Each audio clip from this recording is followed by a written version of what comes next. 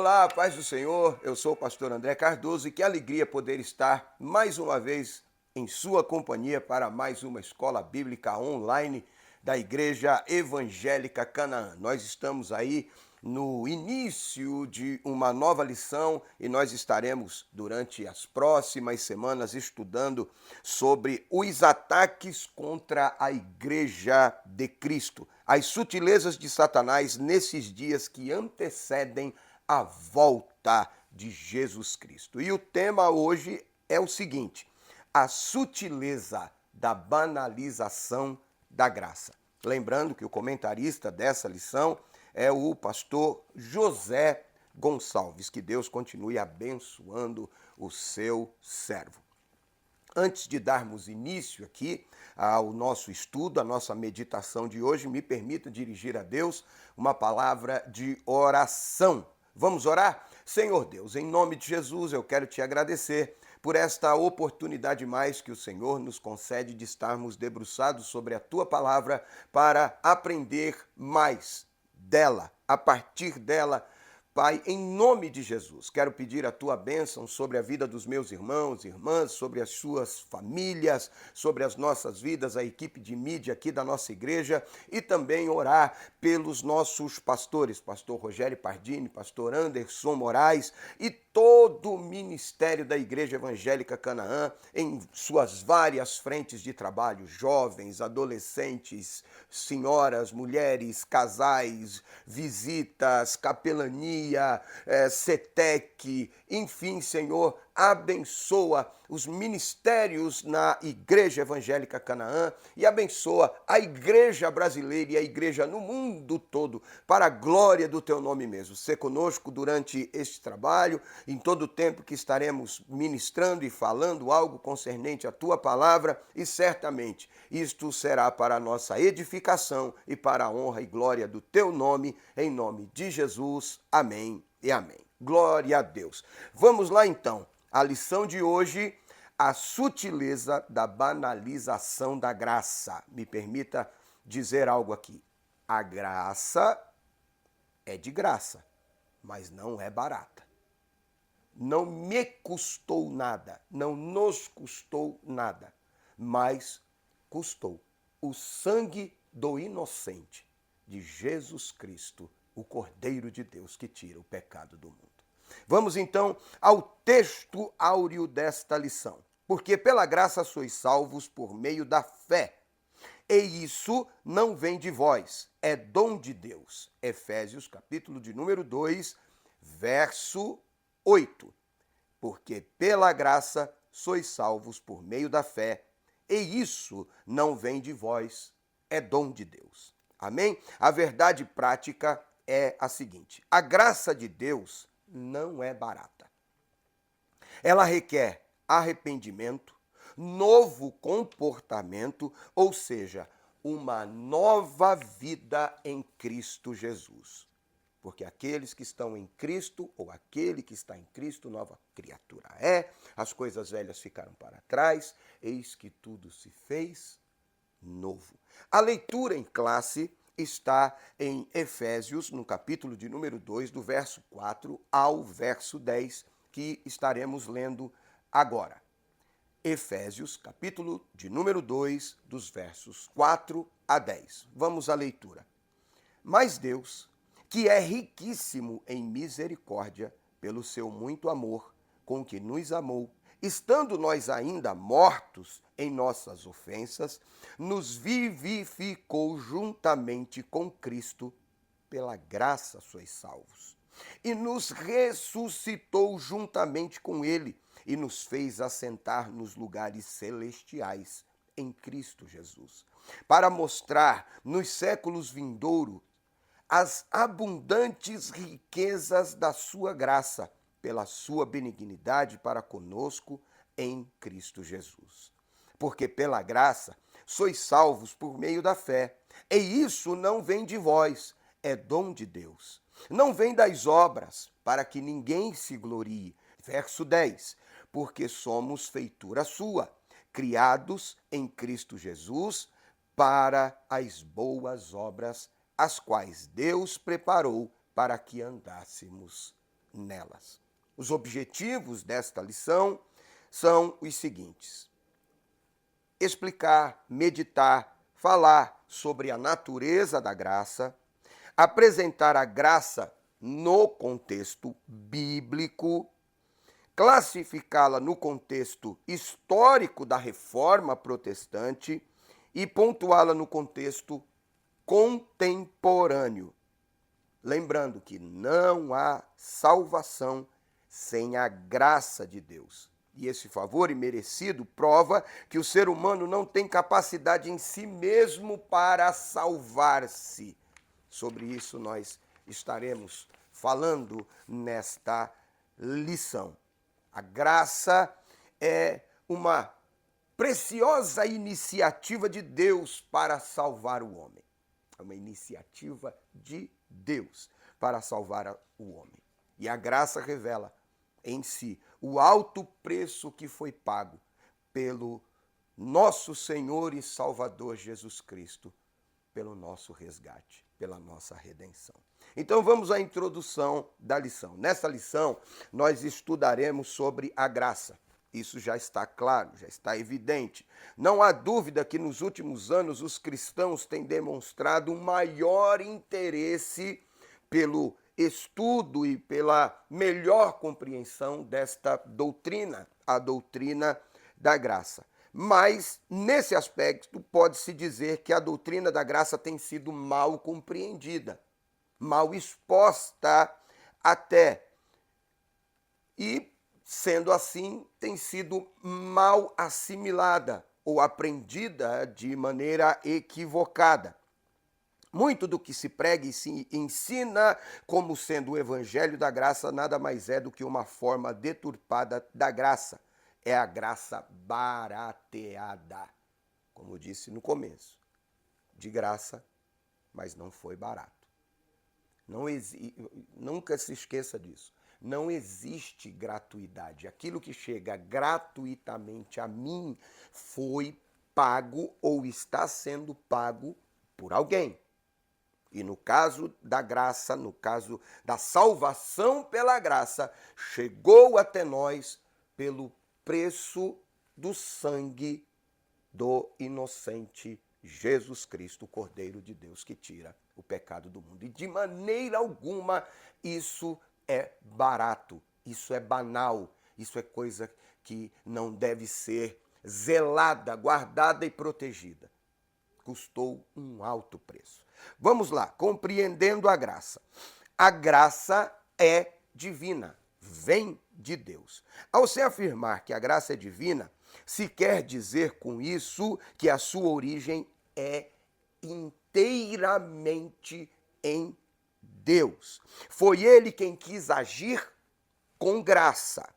O testemunho bíblico é que aprouve a Deus salvar os homens. 1 Coríntios, capítulo 1, verso de número 21. Visto que, como na sabedoria de Deus o mundo não conheceu a Deus, pela sua sabedoria aprouve a Deus salvar os crentes pela loucura da pregação. Aprouve a Deus, é uma iniciativa de Deus em salvar o homem. Isso significa que a origem da graça, bem como a iniciativa da salvação, é um ato de Deus.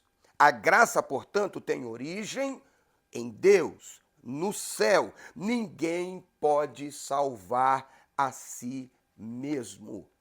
Como já lemos na introdução desta lição, no texto áureo, não vem de vós. Não vem de vós. E não é também pelas obras, tá bom? Nada, não é nada sobre nós, é tudo sobre Ele, obra dele, iniciativa dele, por ele, para ele, sem ele, sem graça.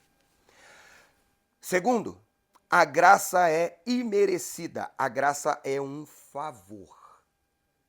Nós não merecíamos, mas Ele nos favoreceu. Isso significa que ninguém a merecia e ninguém tinha como merecê-la. De fato, a Escritura diz que não há justo, nenhum sequer, Romanos 3,10, não há um justo sequer. Nossa justiça própria é como trapo de imundícia. Trapo de imundícia. Verso de número 6 do livro do profeta Isaías, no capítulo 64. A nossa condição antes de conhecermos a graça se assemelhava a alguém que deve uma grande quantia e não tem com que pagar esta dívida.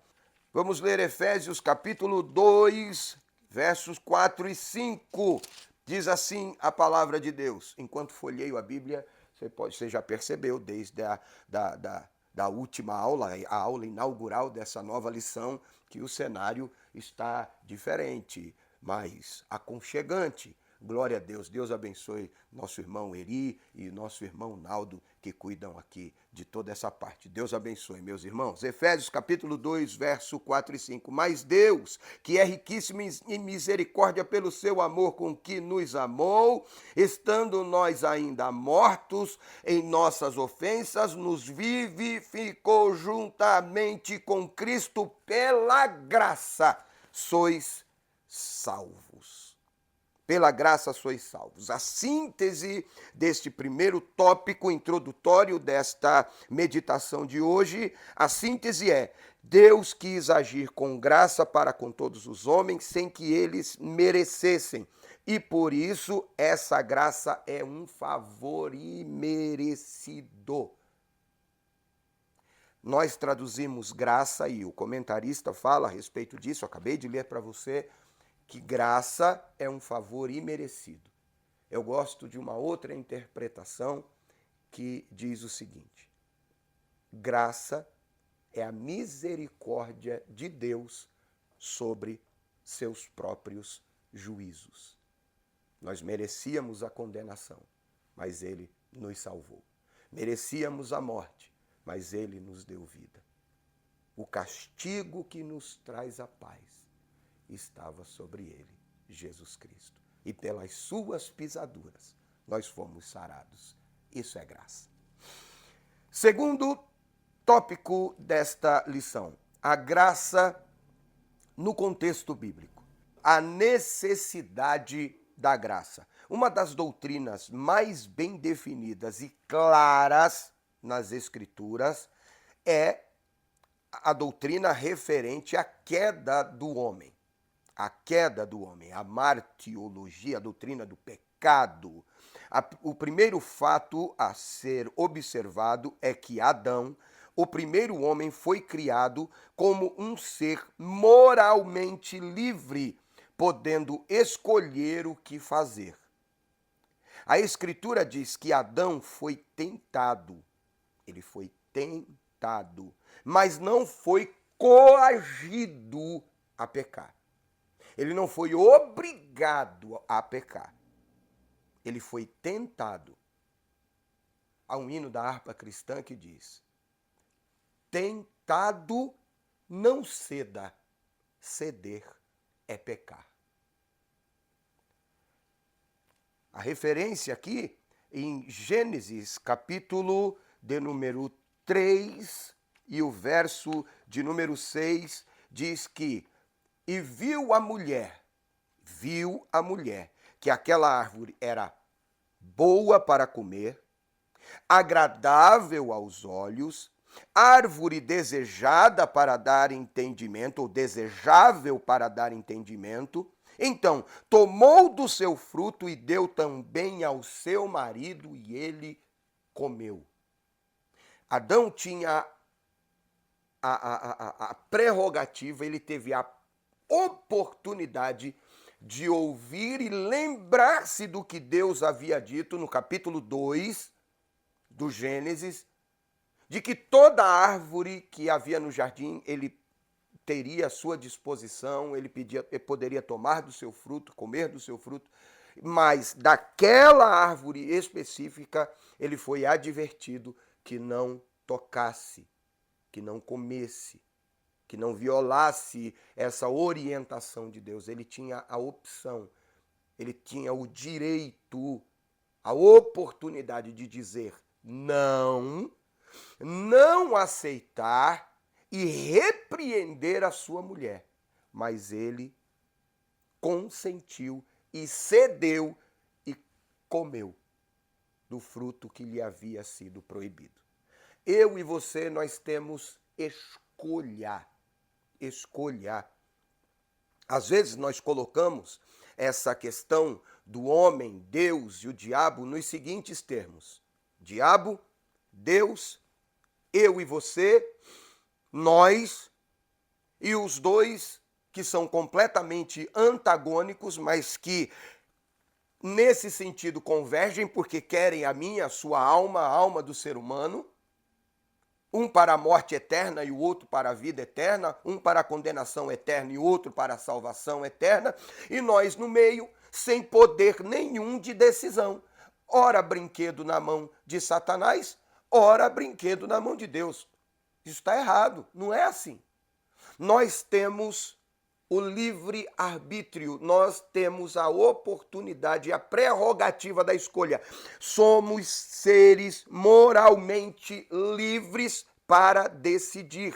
E no que diz respeito à salvação e à graça, ele pagou o preço. É uma iniciativa de Deus. Jesus consumou a obra da salvação, a obra da graça. Mas nós temos participação na salvação. De que maneira, pastor? Dizendo sim para Deus, não para o diabo. Era o que Adão poderia ter feito e não fez. É o que eu e você podemos fazer. Decidir. Obedecer ou ceder à tentação. Vamos continuar aqui. O primeiro homem, portanto, de forma livre e voluntária, desobedeceu e pecou. O segundo fato é que a queda do homem produziu consequências tanto para ele como para a sua posteridade. Entenda isso aqui. Me permita um parêntese para aplicar isso e contextualizar isso. Quando nós erramos, quando nós pecamos, quando nós cometemos pecado, inevitavelmente outras pessoas sofrerão as consequências das nossas atitudes.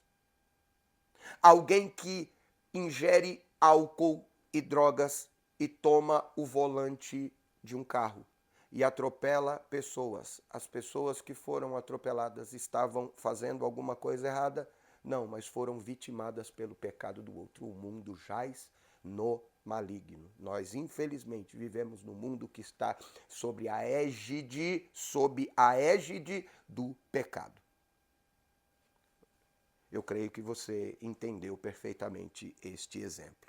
Adão era o cabeça da raça e, como tal, todos os homens estavam sob os seus lombos, sob os seus cuidados,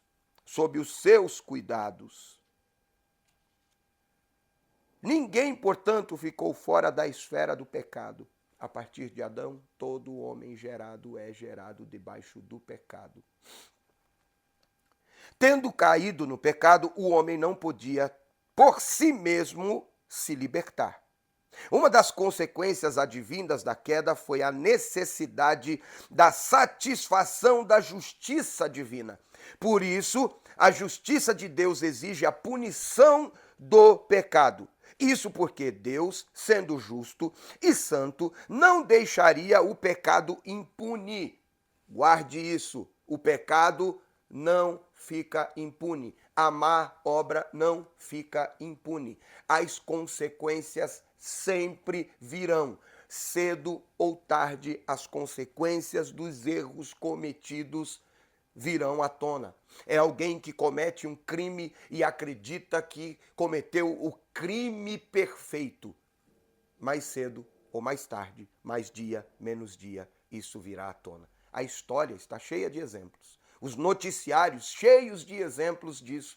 Na prática, disso que eu estou falando. Aqui, obviamente, estamos falando de eternidade, de salvação, de céu. Todas as coisas estão nuas e patentes diante daquele cuja qual todos haveremos de prestar contas. Vamos lá. Contudo, assim como Deus é justo, da mesma forma ele é amor. A sua justiça é em amor. Isso é denominado pelos teólogos como a doutrina do duplo amor de Deus, o amor que se manifesta na justiça e na graça. Deus ama todos os homens, logo o mais vil pecador, no lugar onde estiver, ele é alvo do amor de Deus. O amor de Deus está à disposição. O amor de Deus quer alcançá-lo. Mas este pecador precisa querer, receber, aceitar esse amor. Por exemplo, o alcoólatra, o adúltero, o homicida e etc. Os exemplos são inúmeros. Viciados, prostitutas, enfim, todos podem ser aceitos por Deus se receberem a graça divina, Jesus Cristo, como único e suficiente Salvador. Mas é preciso, repito, querer receber e viver essa graça. Continuando, essa graça é extensiva a todos os homens, ela é universal, contudo essa graça não é universalista. Uma coisa não tem relação com a outra. O universalismo prega que todos, independentemente de credo, religião, ou independente até do arrependimento ou do seu comportamento, serão salvos. Não. Ao contrário, a graça é universal, porque ela é estendida a todos os homens. Todos os que se arrependerem e confessarem a Jesus Cristo podem ser salvos. A graça é oferecida a todos. Tito, capítulo 2, verso de número 11, diz assim: porque a graça salvadora de Deus se há manifestado trazendo salvação a todos os homens. Todos podem ser salvos, desde que queiram ser salvos. E tem gente que nem sabe que quer ser salvo. Ele só vai descobrir que ele quer ser salvo e que ele precisa mudar de vida se nós, enquanto igreja, pregarmos o Evangelho. Como ouvirão se não há quem pregue? Como pregarão se não forem enviados? Vede os campos que já estão brancos para a ceifa, porém, poucos são os ceifeiros. Então, meu irmão, minha irmã, deixa Deus te usar. Tem alguém que nem sabe que precisa ser salvo perto de você. E Deus conta com você para a obra da evangelização nesta última hora da igreja na terra. Vamos continuar. Contudo, só se torna eficaz na vida daquele que crê. A graça só se torna eficaz na vida daquele que crê. João, capítulo 6, verso 47. Na verdade vos digo que aquele que crê em mim tem a vida eterna. Mas não é só dizer eu creio. É viver uma vida que condiz com aquilo que se crê. Você pode buscar aí na rede social, no YouTube, no Facebook, a última aula que fechou a lição anterior e você vai poder entender bem isso aqui que nós estamos dizendo. Chegamos ao final deste tópico e a síntese é: no contexto bíblico, a graça é uma necessidade de todos os homens. Por isso, ela é estendida a toda a humanidade, está disponível a todos. Infelizmente, nem todos a querem, nem todos a buscam. E como eu disse, tem gente que nem sabe que precisa. Só vai descobrir quando eu e você pregarmos a palavra. Vamos lá. Chegamos já ao terceiro tópico desta lição. A graça no contexto da reforma. A graça no contexto da reforma protestante. A reforma protestante foi e é um marco não apenas para a igreja, mas para a humanidade. Vamos lá. A corrupção da doutrina da graça.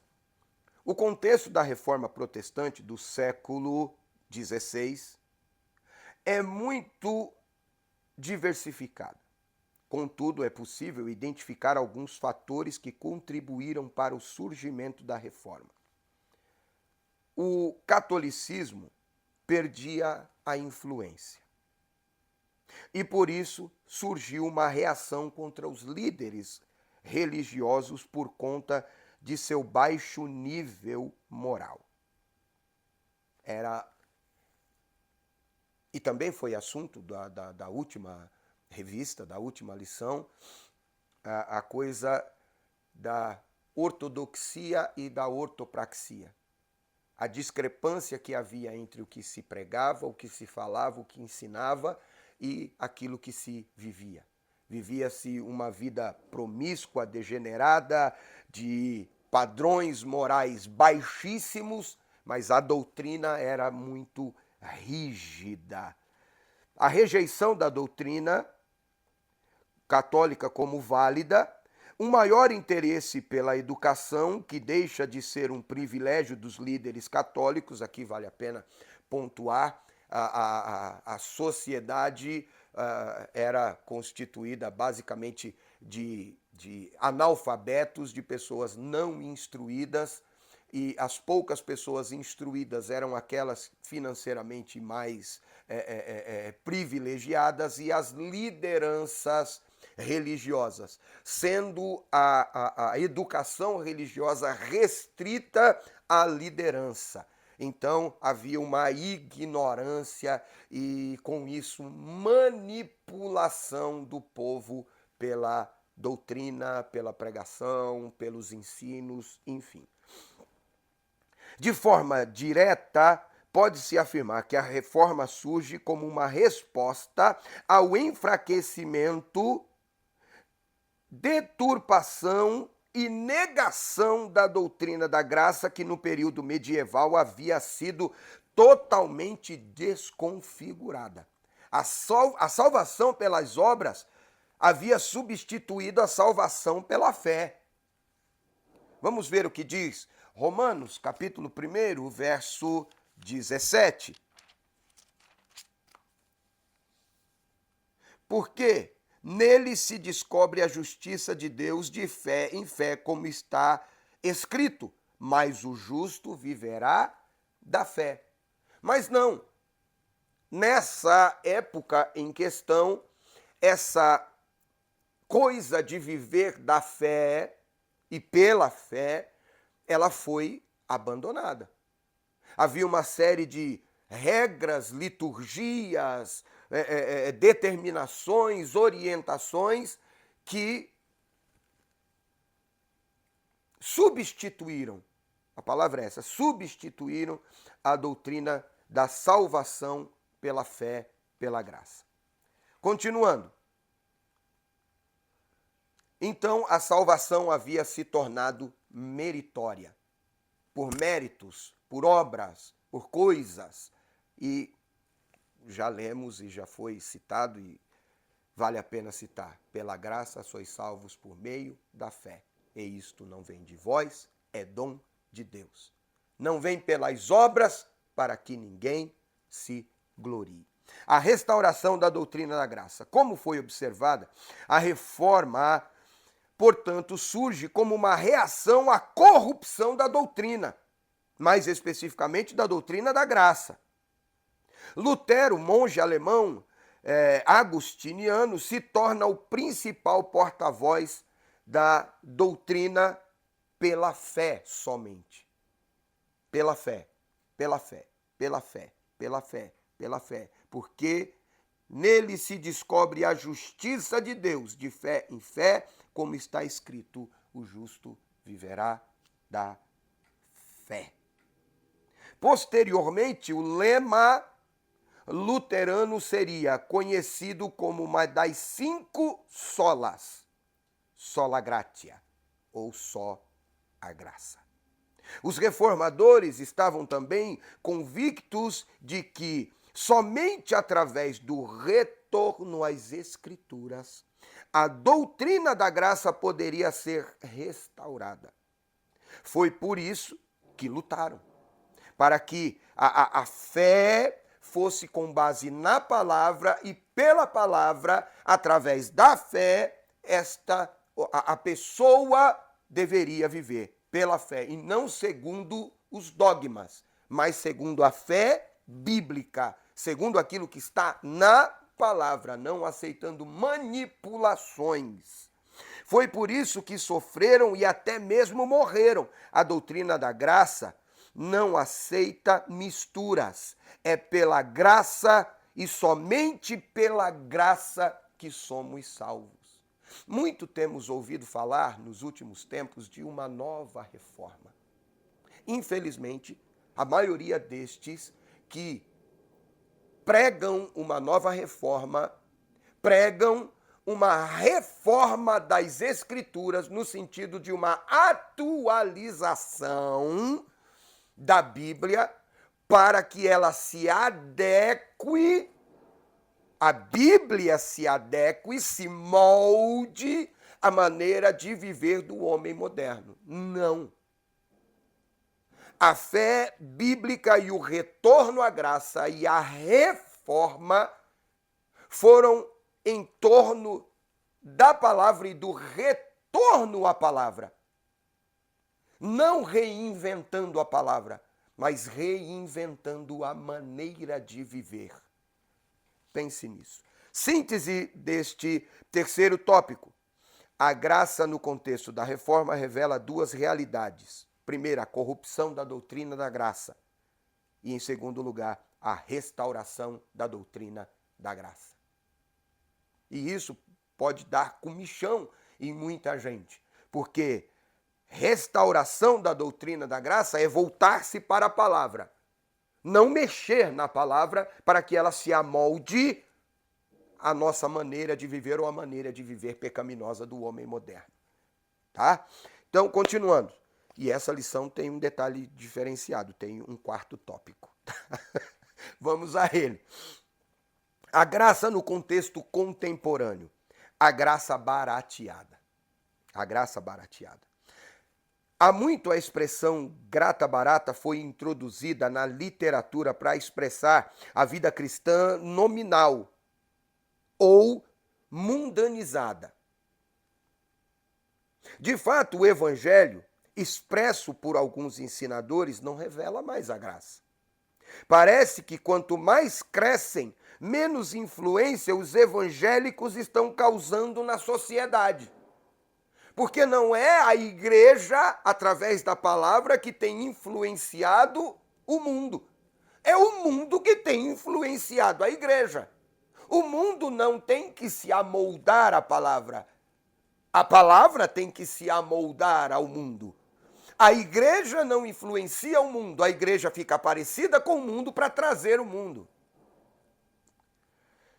Urge a volta para o evangelho da genuína graça de Deus. A obra é urgente. Então nós precisamos estudar, nós precisamos crescer em graça e em conhecimento diante de Deus e diante dos homens.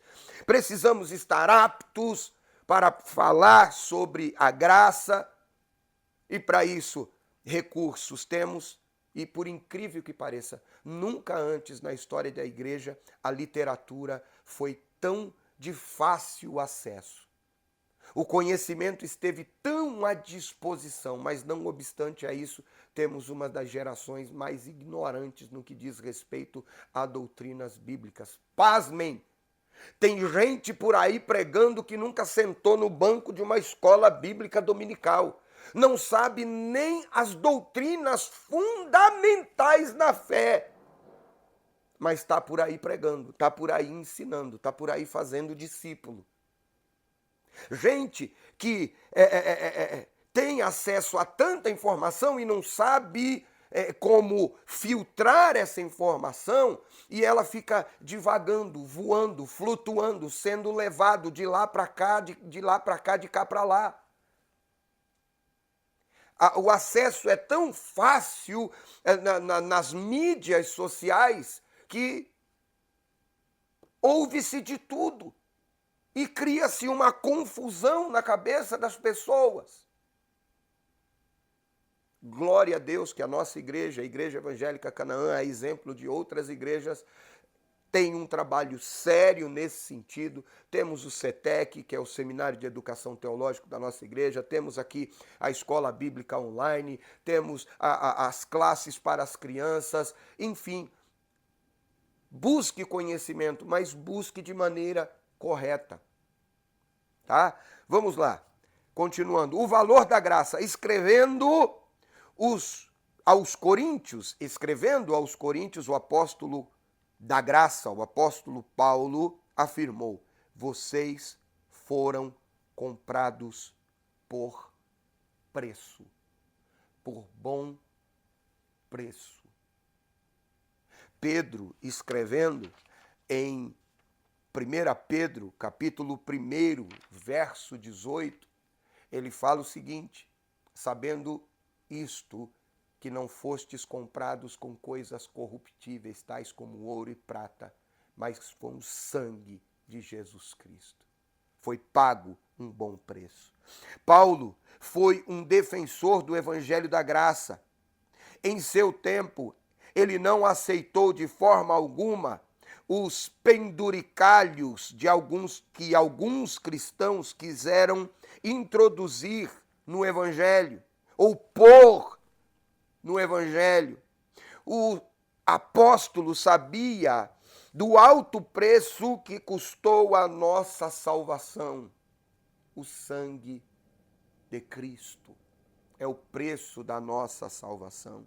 A salvação é de graça, mas o seu preço foi muito alto, custou muito caro. Duas coisas precisam ser observadas nesse texto. Primeiramente, a voz passiva do verbo grego indica que outra pessoa faz a transação por nós. E o tempo verbal diz que essa transação foi completa. Não há mérito humano. Cristo pagou o preço e fez tudo. Tudo pela nossa salvação. Nada mais precisa ser acrescentado à nossa salvação. Isso é graça. De graça para quem recebe, mas custou um alto preço para aquele que está nos oferecendo esta graça. De graça. Chegamos então à conclusão, à síntese desse texto. No contexto contemporâneo, é preciso tomar cuidado com o barateamento da graça e priorizarmos o valor de tão grande doutrina cristã. Nessa lição, partimos da necessidade de se compreender corretamente o que é a graça de Deus. Vimos como a graça de Deus foi estendida em diferentes contextos.